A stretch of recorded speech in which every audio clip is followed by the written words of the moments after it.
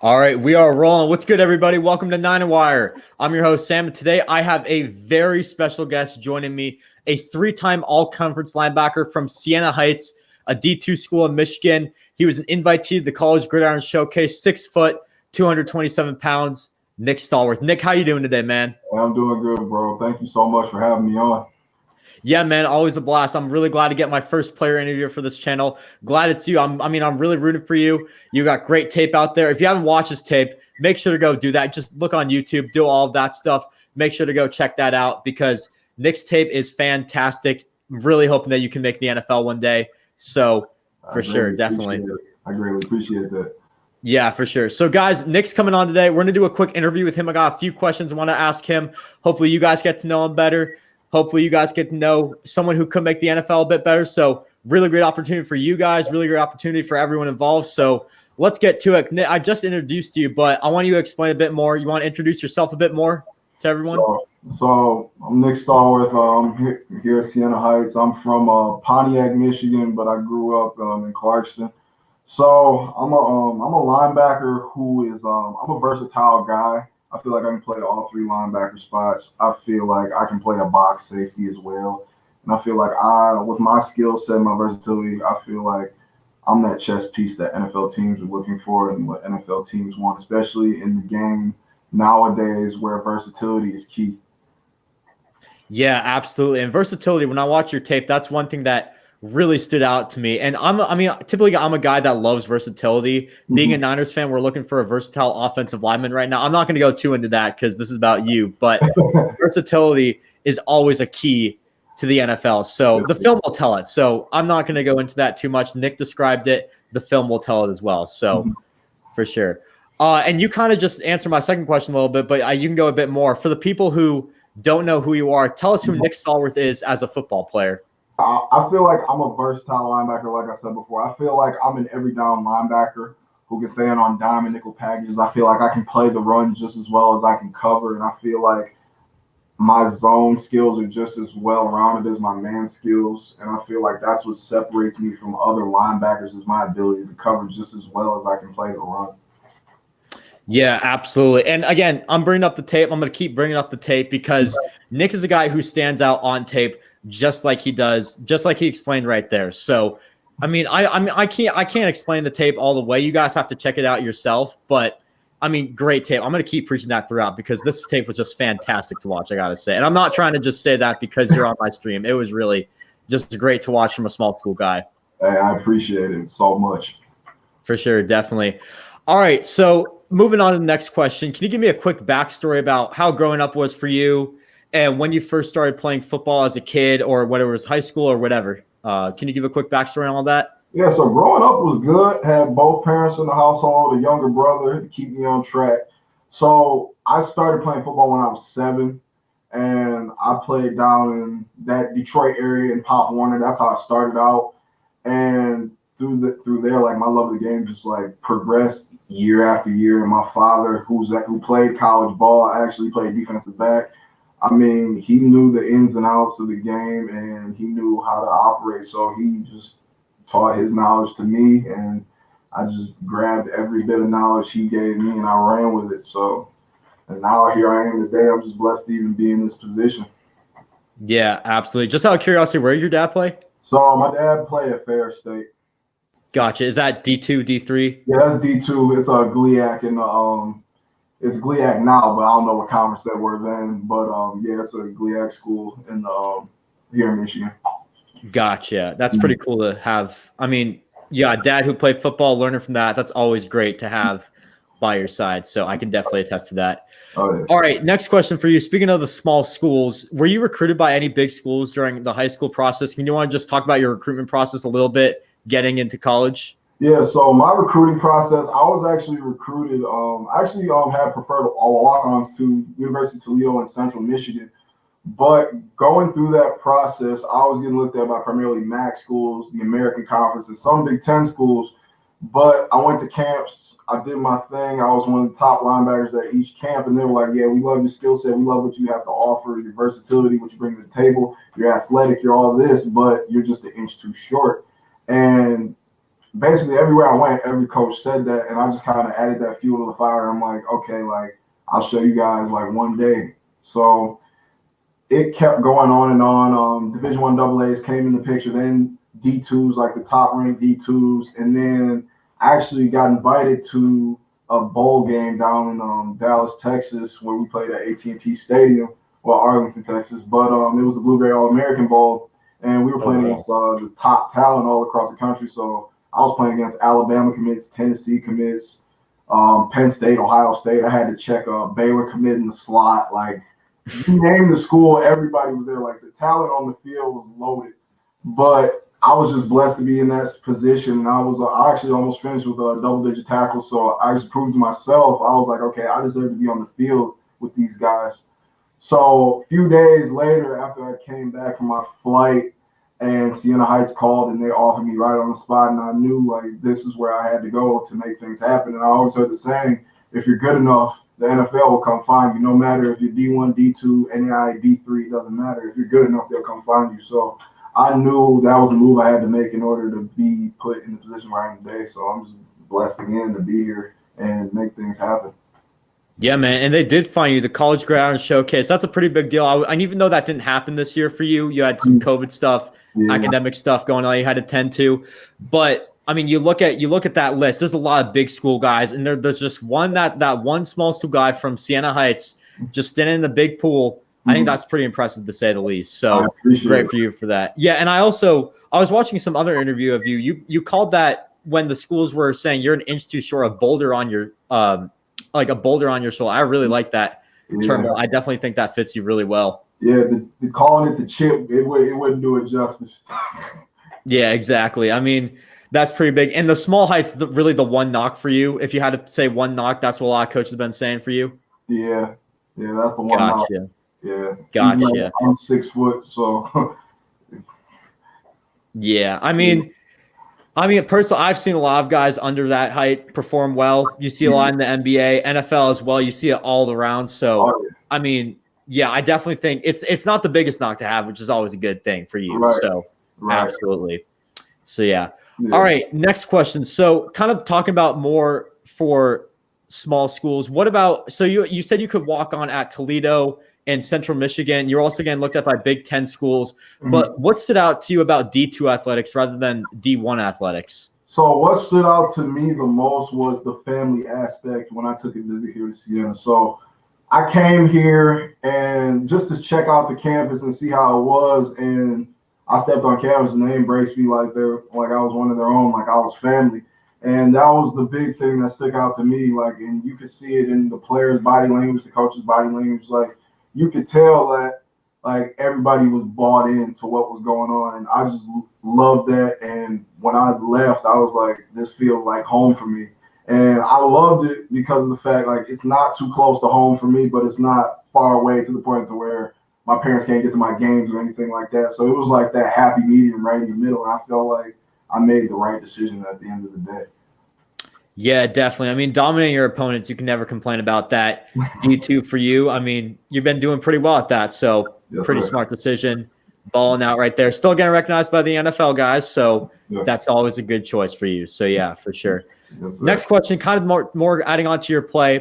Is there a linebacker or any other NFL player that you kind of model your game after a little bit? Or you can name multiple guys too. Yeah, so I kind of look at multiple guys. So the guys that I look at are primarily Bobby Wagner, Fred Warner, Eric Kendricks, Quan Alexander, Levante David, Devin White, and guys like those, Darius Leonard. And I also look at box safety like Jeremy Chin and Jamal Adams because I can be that box safety, the versatile guy.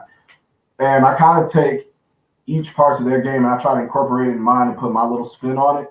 But if I had to choose one guy that I play like, I feel like I am like a Fred Warner or a Bobby Wagner type player in a Quan Alexander or Eric Kendricks type body. Because, I mean, me, Quan, and Eric Kendricks, I mean, we're the same exact height and weight. We're 6 foot, 227, 228, however you want to call it. So, I mean, it's one of those things where I just try to watch each and every one of those guys and, like, try to see how they maneuver, how they do things, like being the same height and size that I am. So it's one of those things like I enjoy to watch all those guys.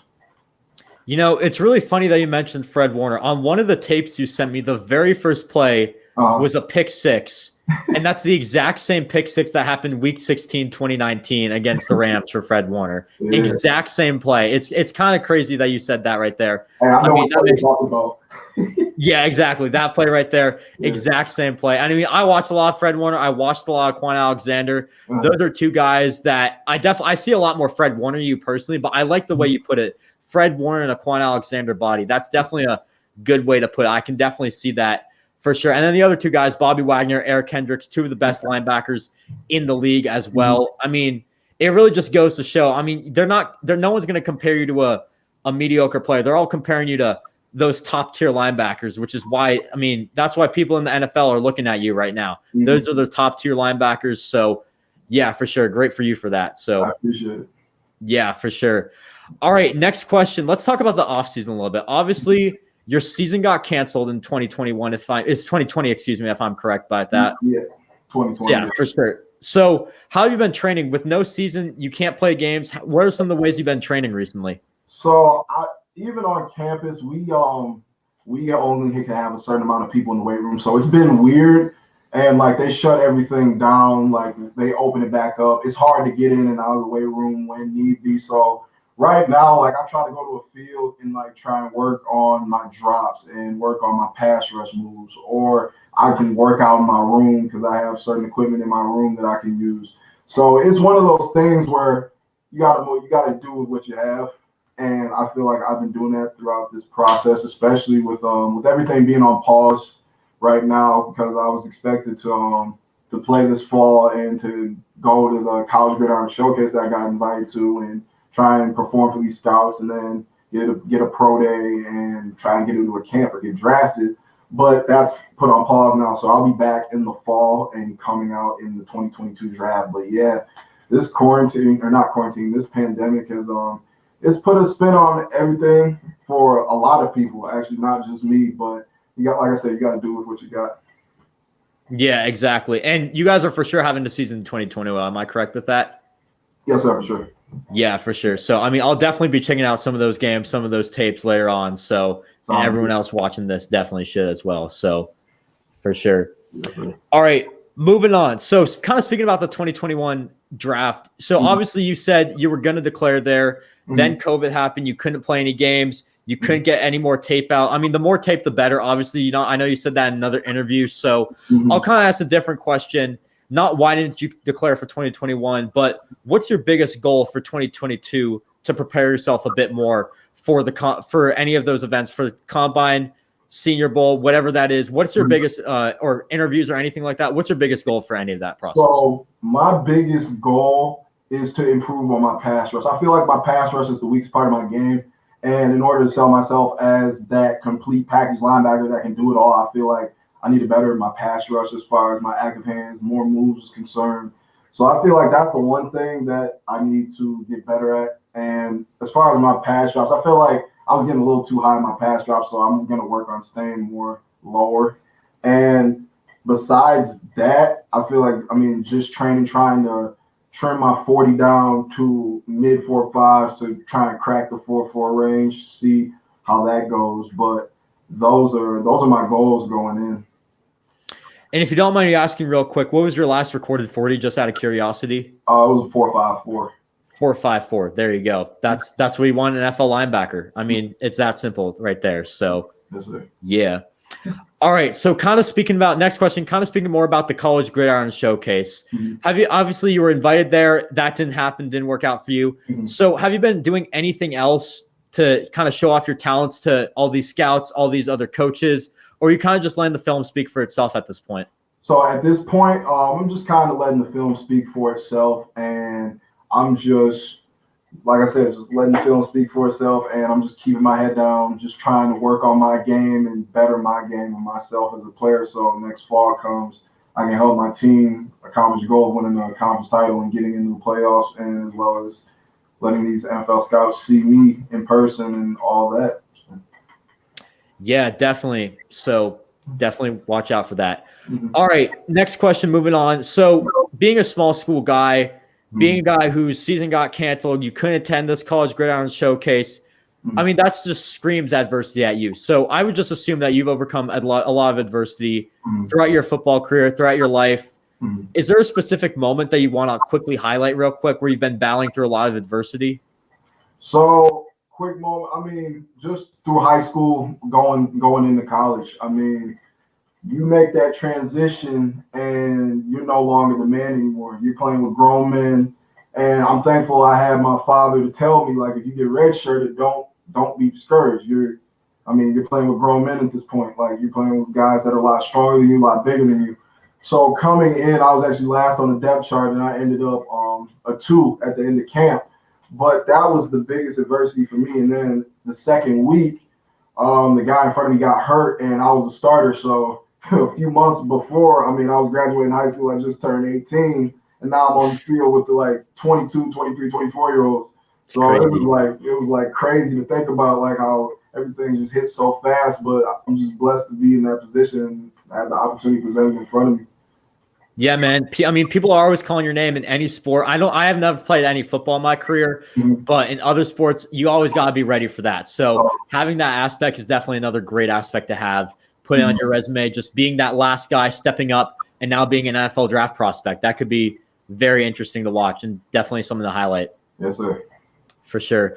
All right. Speaking more about some other highlights, is there any favorite plays from your college football career? Any play you want to quickly highlight that might be on tape, might be off tape, or any accomplishments or anything like that? Yeah, so a play that stands out to my mind is we actually played St. Francis of Indiana. They were coming off back-to-back national championships, and my sophomore year, we actually lost to them in OT. They forced a winning drive to force them into OT, and then we lost in OT at their place. So it was a heartbreaker, but we came back the following year, played them at their place, and I watch film like crazy. Like, I try and study as much tape as I possibly can and stay one step ahead of my opponent. So I was watching the whole week, and I noticed the quarterback, he loves to throw an out-breaking route on his first throw, no matter if it's 5 yards, 10 yards, a swing in the back. It didn't matter. So I told myself, if the 2 receiver runs an out, I'm going to jump it no matter what coverage we're in. I'm going to jump it. So I ended up jumping it, making a pick the first play of the game. And from there, the momentum just shifted instantly. I think we actually finished with like 4 turnovers that day. And I think we ended up winning like 28-14. And they were ranked, I think, 9th at the time. And we were ranked like 18th. So it was a big win for us for sure. And everybody was massive win. Yeah, for sure. And by the way, is that on the film anywhere? Yeah. Perfect. Oh, yeah. I was about to ask. That was my next question for any film guys. What's your best play? But you answered that perfectly right there. So again, guys, check out the film. You'll see that play. You'll see the Fred Warner-like play. You'll see all the great plays that Nick makes game in, game out. So make sure to check that out. All right, next question. Kind of moving off the field a little bit. If you could describe this is kind of on the field, off the field a little bit, but if you could describe yourself in one word, what word would that be? If I could describe myself in one word, it would be persistent. I feel like I'm persistent in anything and everything that I do. I feel like there's always a room to get better at anything, no matter what it is or no matter how good or how bad you think you are, there's always room for improvement. So I feel like I'm persistent in my craft, and I feel like I'm persistent in what I do in order to get better at what I want to be. Yeah, definitely another great trait to have. Add that to everything. So for sure. All right. So this is now where we transition a little bit more to off the field. Obviously, we just had a ton of questions about Nick Stalworth, the football player, but who is Nick Stalworth, the person? Can you talk a bit about your personality off the field and any hobbies you like to do, anything else you like to do off the field? Yeah. So off the field, I feel like I'm a laid back guy. I feel like I'm a funny guy. I feel like I said, I'm laid back. I feel like I watch a lot of movies and I watch a lot of shows. So like every time I get a chance to kick my feet up, because I'm always at football or training or school, like I'm always at doing something. I feel like every time I get a chance to kick my feet up, watch some shows, movies, like I feel like that's what I like to do the most.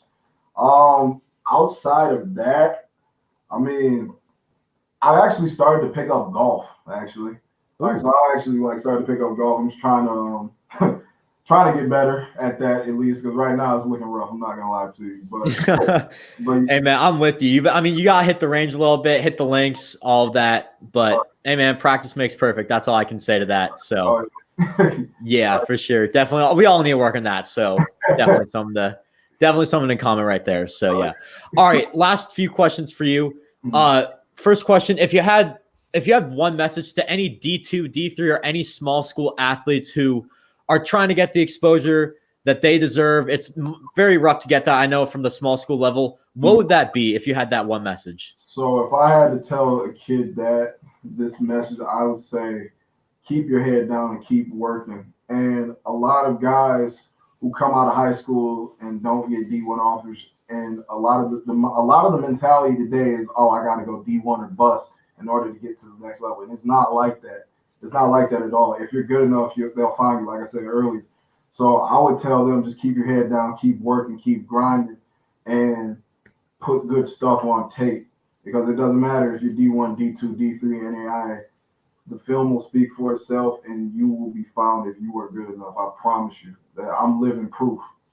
I'm blessed to be here. Exactly. Exactly. And just to touch on that a little bit, I believe two of the starting offensive linemen for the Bucks last season who won the Super Bowl are D2 or D3 guys. Very small school, Humboldt State and Hobart. Yeah, those are small schools.